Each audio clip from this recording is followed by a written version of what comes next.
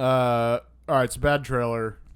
I've explained it a couple times. I just feel like I gotta explain it. So, just if a movie, we've all seen a trailer where it's like, oh, that movie looks good. It looks like it's gonna kind of go in this direction. Sometimes it just goes in a completely different direction. It's not really any good.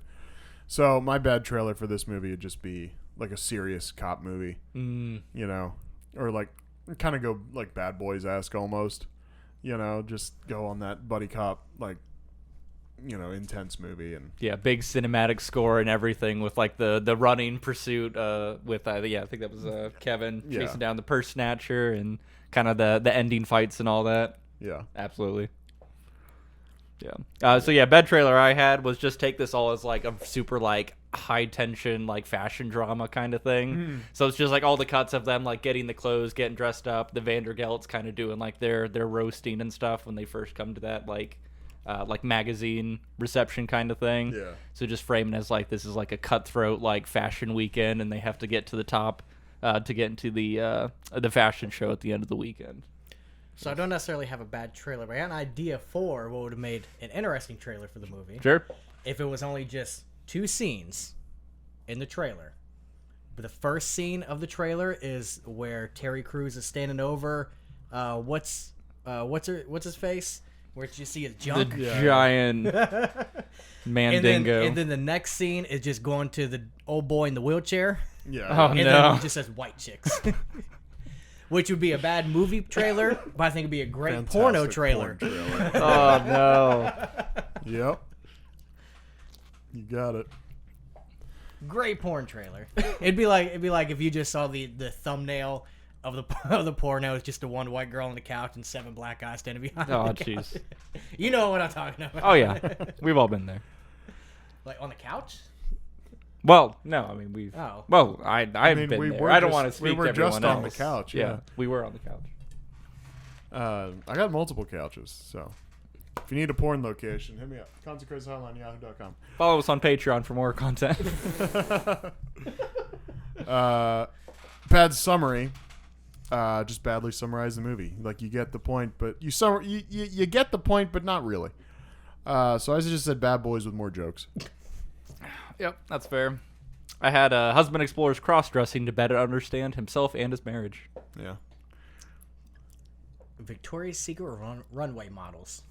There you go. There you go. Bad casting. I just said, you put Jason Bateman and Will Arnett in there. They still got the buddy cop thing going on, but obviously it doesn't work because they're not Wayans. Right. So. See, I was like, we have to stick with brothers no matter what, right? So let's throw like James and Dave Franco in there instead of the Wayans brothers, okay. and then Sure. it just gets to be a little bit of that like kind of awkward humor rather than, any of those actual like punchline kind of things. Yeah. I would say Christopher Maloney, guy from SVU, Okay. and Ice-T. It's the 2 main characters. All right. Man, Ice-T definitely could have a place in this movie, though. I can 100% see that. We could fit him It'd be in. white chicks SVU.